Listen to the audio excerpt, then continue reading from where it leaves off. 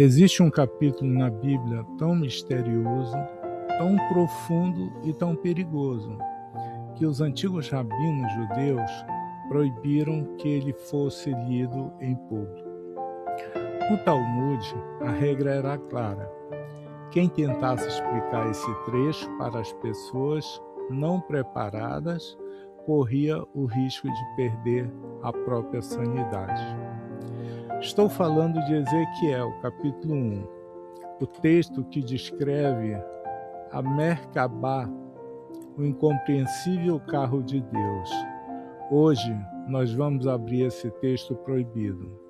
Faremos uma análise profunda, versículo por versículo, mergulhando na exegese judaica original, nos segredos da Cabala, na geometria hebraica e na revelação evangélica.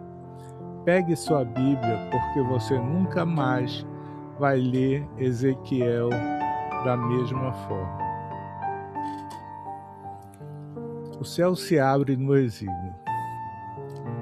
Aconteceu no 30º ano, no 5º mês, no 5º dia do mês, que, estando eu no meio dos cativos, junto ao rio Quedbar, se abriram os céus e eu tive visões de Deus.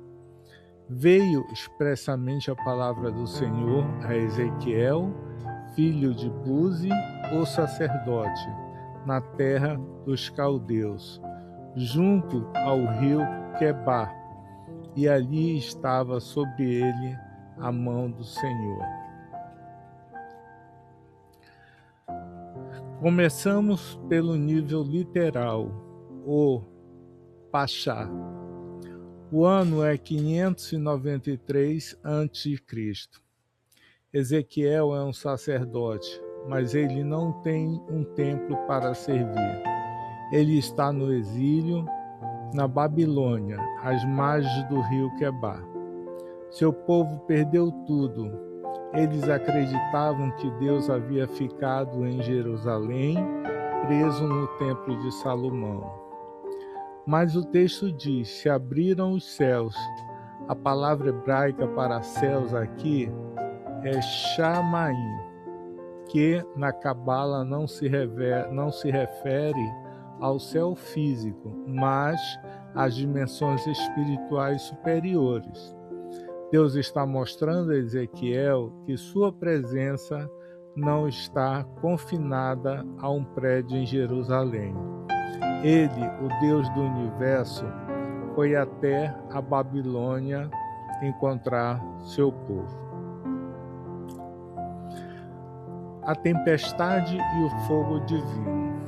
Olhei e eis que um vento tempestuoso vinha do norte, uma grande nuvem, com fogo revolvendo-se nela, e um resplendor ao redor.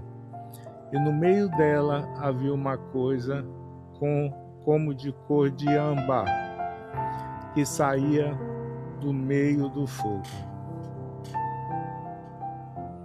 Entramos no mundo místico.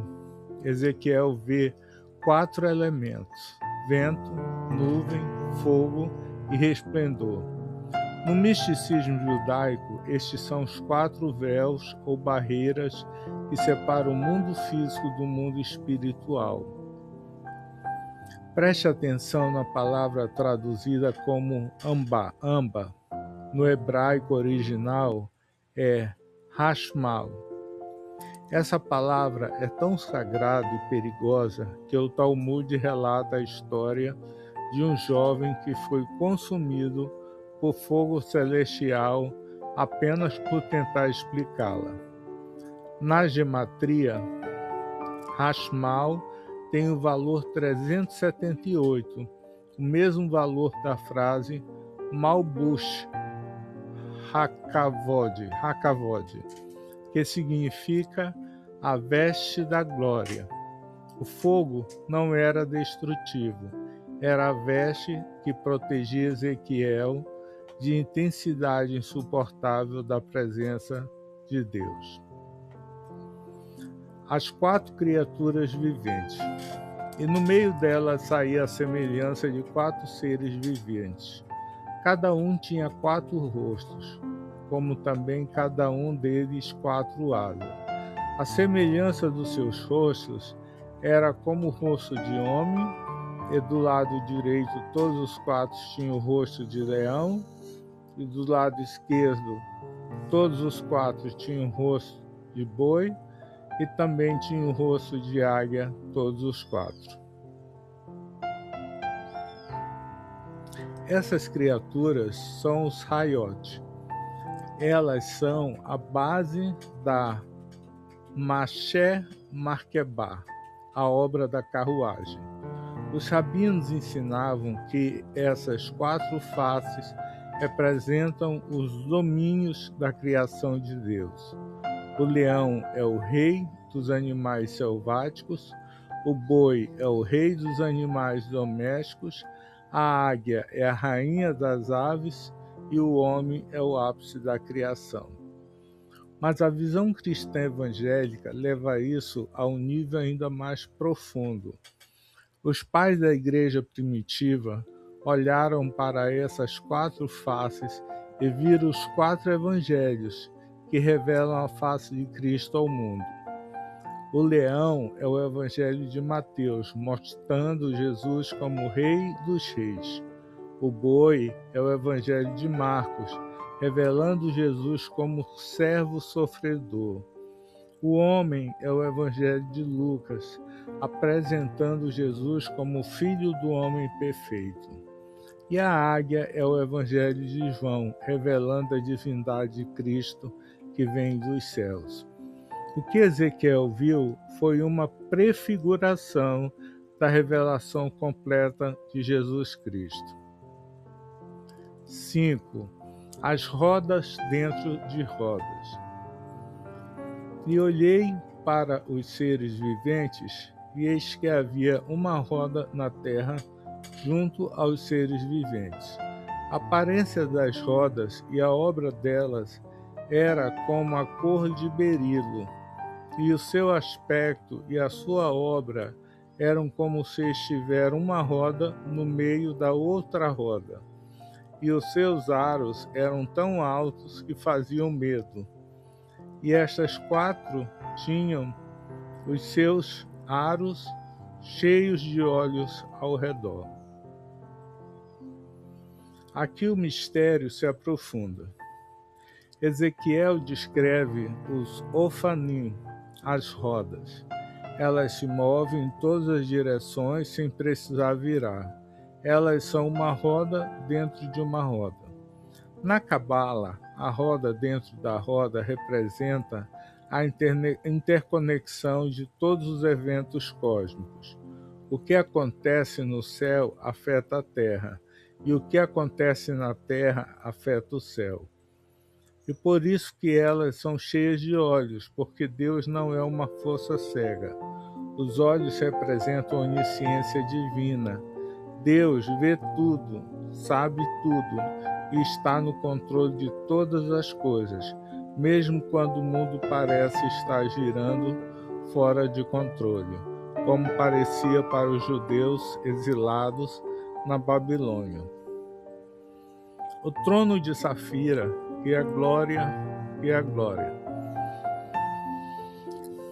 E por cima do firmamento, que estava por cima das suas cabeças, havia a semelhança de um trono, como a aparência de uma pedra de safira. E sobre a semelhança do trono, havia como que a semelhança de um homem no alto, sobre ele. E vi como a cor de amba, como a aparência de fogo pelo interior dele ao redor.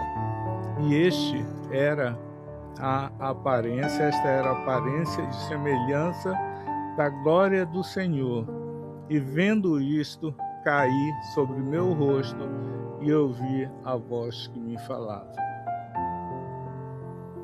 Chegamos ao ápice da visão. Acima de tudo, Ezequiel vê um trono. Ele diz que parecia pedra de safira. No hebraico, safira é sapir. Na gamatria, o valor numérico de sapi é 350. Sabe qual a outra palavra hebraica que tem o valor 350? A palavra Keren, que significa raio de luz ou esplendor. O trono não era de pedra física, era feita de luz inacessível. E quem estava sentado no trono, Ezequiel descreve a semelhança de um homem. Para a teologia cristã, isso é uma teofania, ou mais especificamente uma cristofania. Ezequiel estava vendo Cristo pré-encarnado.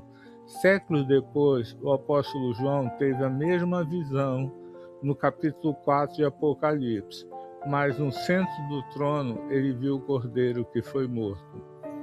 A reação de Ezequiel foi a única possível. Ele caiu com o rosto em terra. Conclusão e aplicação.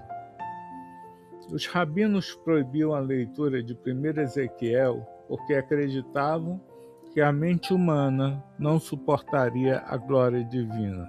Mas por causa do sacrifício de Jesus, o véu foi rasgado. Nós temos acesso direto a esse trono.